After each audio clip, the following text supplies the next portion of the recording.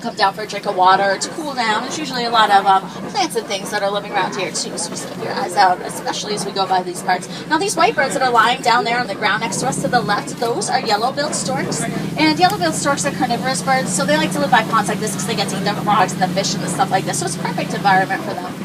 Let's see what else we can find out here. Now these big trucks, when they come barreling on through here, they'll scare a lot of the animals off, so they'll stand stock still or lie down behind the bushes and stuff, so definitely make sure that we're looking closely. I know I am. We'll see what we can discover out this way. Looks like we're gonna find some more neat birds over there too. If you guys look out there past those bridges, there's those bushes out there.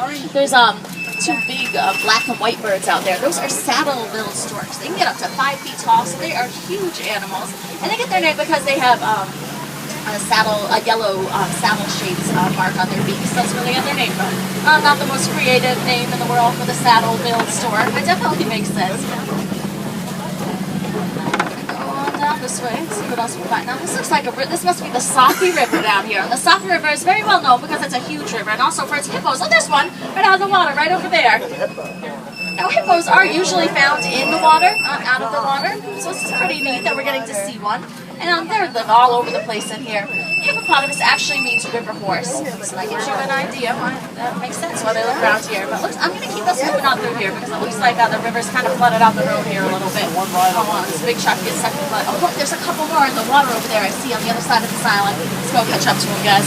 And all these white birds that are there on that island, those are pink-backed pelicans. They do everything in big groups like that, big flocks. But look at all these hippos in the water over there. See them?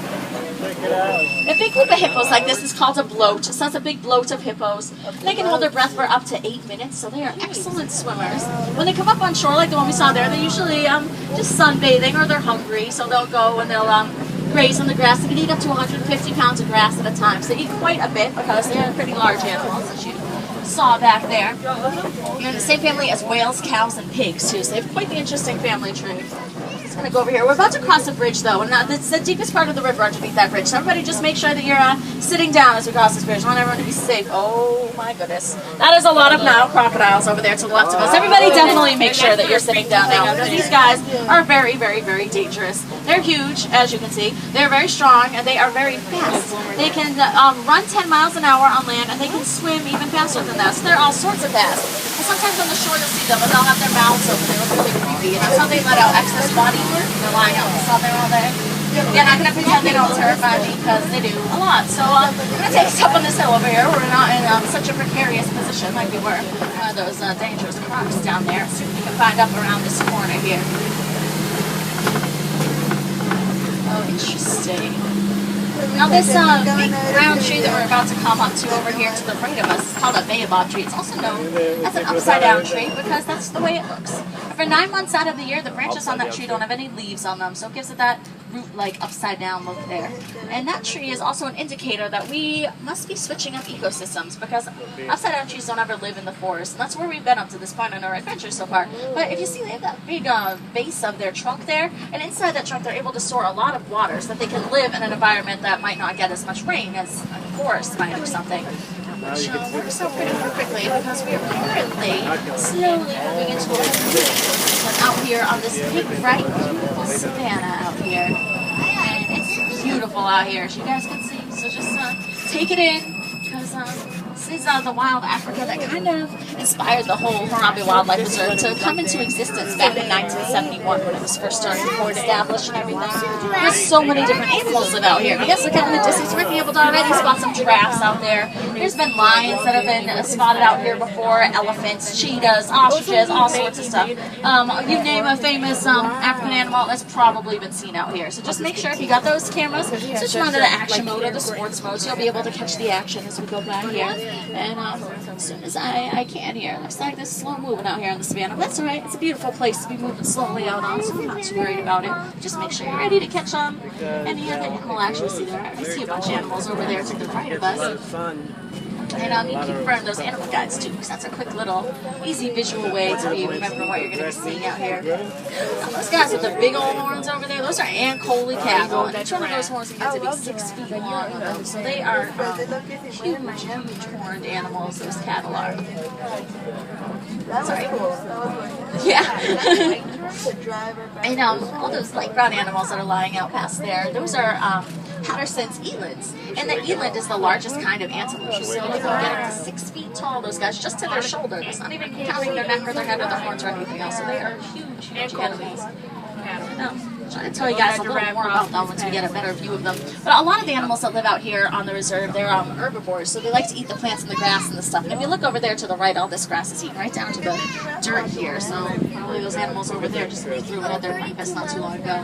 There's a reticulated giraffe walking over there too. There's 2 different kinds of giraffes that live out here: reticulated giraffes and Maasai giraffes. And that one is a reticulated. And the only way to tell the difference really is visually by looking at their spots. Reticulated giraffes have more of a pattern to their spots than the Maasai giraffes do.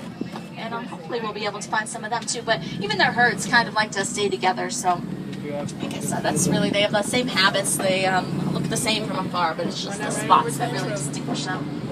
And all these big orange anthill looking things out here, those are all termite mounds. And they're hard as concrete, so different animals use them as scratching posts. They'll stand up on them, use them as lookout posts so they can see what's coming, depending on the animal and the size of the termite mound that they're using. So they're a pretty useful tool out here on the reserve. You can see these animals pretty closely over here. Coming up on our right pretty soon, which is pretty exciting. Looks like we'll just watch them up close. The giraffe encounters coming up here too, which is excellent. I was very much hoping I'd be able to show you guys some of the giraffes out here today, so I'm glad that's already working out for us. All this land out here, the whole entire reserve, was donated to us by farmers who farmed in this part of Africa too. And it worked out good for them for farming because there's so many of these different environments and ecosystems that I was telling you about where they can grow a lot of different crops and stuff. But obviously this works out perfect for us as a reserve too, because all this wildlife has they're perfect natural environments where they can live out here as well. Coming up to this reticulated giraffe.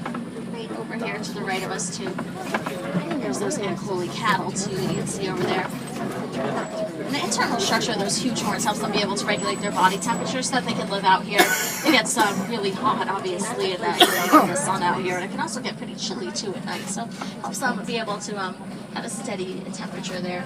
And they were domesticated by the Watusi tribe that lives in this part of Africa, and they are the only domesticated animals that live out here in the whole entire reserve. And they've been living next to all these wild animals forever, so you can see they're perfectly just as comfortable as all these other animals out here to be living here.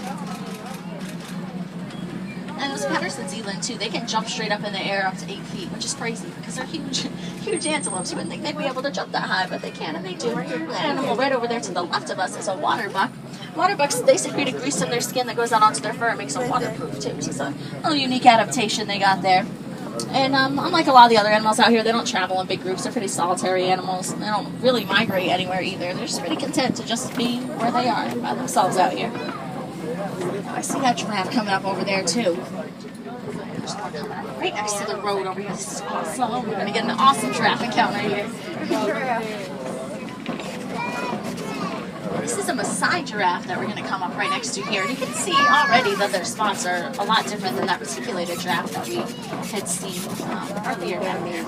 Oh, and looks like...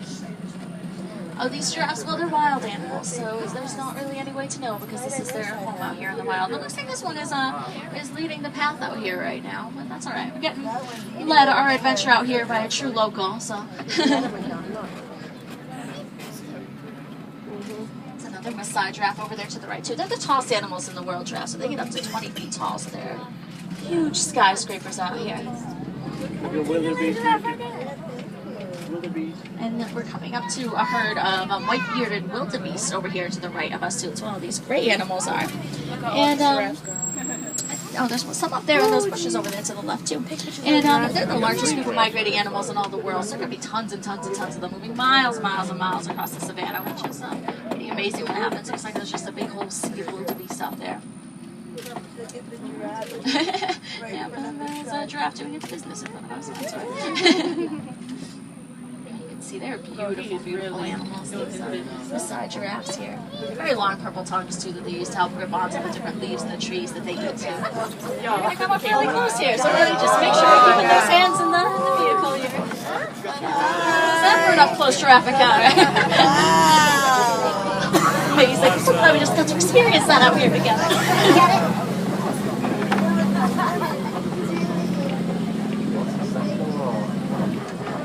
See, on the other side, giraffe already got you. There's a whole bunch of them. A big group of giraffes like this could be called a herd, like I was referring to. It can also be called a tower of giraffes, too. So it's a big giraffe tower that we're seeing right now.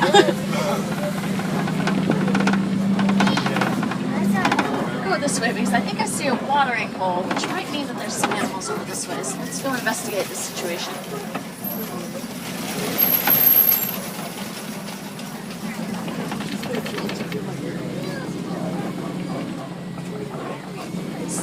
Find anything over here? Oh, I see some monkeys over there. I see something running and darting about back there. Oh yeah, I think I see some way back there above those rocks over there, behind the bushes and everything too. Now these are mandrill monkeys. You guys will be able to see that one pretty good right over there. And mandrill monkeys, they're the largest species of monkeys that live on the continent of Africa. They're the most colorful in the world. So as they grow older, they get pretty big, and they also get very vibrant colors, blues and pinks on their faces. So I'm just turning some music on here because I'm going to try to get us off this beaten path a little bit here. I'm trying to take us over here on my own little adventure here. I'm sure you get. Oh, except that the road is closed. Well, there goes that idea. Well, I guess we're not going to go that way. That is the way that I usually bring my tours, but apparently that's just not the way it's going to happen today. Now there's usually a big bridge that connects this side over to there. It's destroyed. There's not too many animals that are big enough to travel down. I wonder if there's a big herd of elephants that ran on through here earlier. Well, I guess it's pretty good that we're headed this way anyways then. Here, this nice forest. I've been this way a couple times, like once or twice, but don't worry about it. It'll be a good adventure for me too. They didn't play able to see if we can find some elephants this way or any other animals. And some good tunes to travel to in the meantime anyway. Let's see what we can find over here. This bridge. Yeah, this bridge is why I don't really like to go this way, because the last time I went this way, this bridge was very broken. And then I heard that the reserve tried to fix it, but honestly, it looks exactly the same as it did before. So everybody just cross your fingers and let's hope that they did in fact fix it. I mean, oh, okay, yeah, not fixed at all. Okay, front tires. Yeah, it can be heart palpitations up here. You guys are right back there. I was like, oh, if you want one on me like that. Alright, let's go track here. Just right here for a second. Looks like we're going through some clay pits here. There, see all those marks on the wall? Those are elephant tusks. Elephants eat clay. It has vitamins and minerals and stuff in it. They don't always get in their diet. So, oh, look! Looks like there's some out there. Look, there's a middle one out there, too. Oh, this is awesome. We're out here in elephant territory. Let's go see if we can get a better, closer up view of them over this way. Oh, this is amazing. I'm so glad we're out here with these elephants. Oh, look at the little one, too. Oh, look at the baby. Elephants are very, very social animals, so they love to stick together in big groups because they're smart enough to know each other's personalities and to have personalities. So they love to stick together, especially mother elephants and their young, because elephants have the second longest childhood after humans do. So young elephants will stick with their mothers from the time they're born to when they're about 15 years old, which is an awfully long time for a wild animal to stick with its mother. So you just imagine how attached to each other they are, and how much that really affects them, whether they're together or not out here. Oh, that's so good to see this herd growing with that little young one out there. Oh. This is so awesome. We're getting to see these. Both the male and female elephants have tusks too, so that's not really a way to be able to distinguish or determine which is which when you're out there looking at them.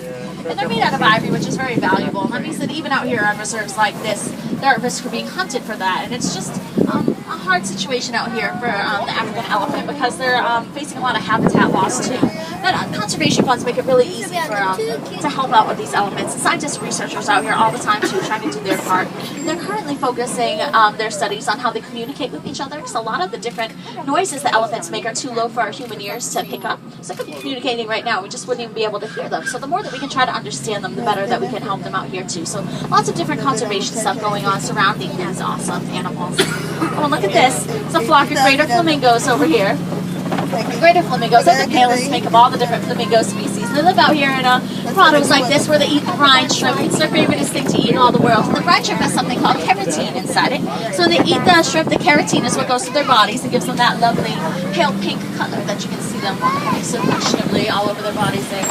I'm so glad that bridge held up so we got to see all these elephants out here. That's a close one back there. What's that? about that. But over here, so we hope that our animal luck keeps up over this way. Looks like there's a big mud pit over here. In mud pits, there were a lot of animals like to go like the watering holes because they can roll around in the mud, cool down a little bit, and have a good time. So make sure you're looking for any paw prints or hoof prints or anything else as we go around this way. That'll let us know that we're headed the right way.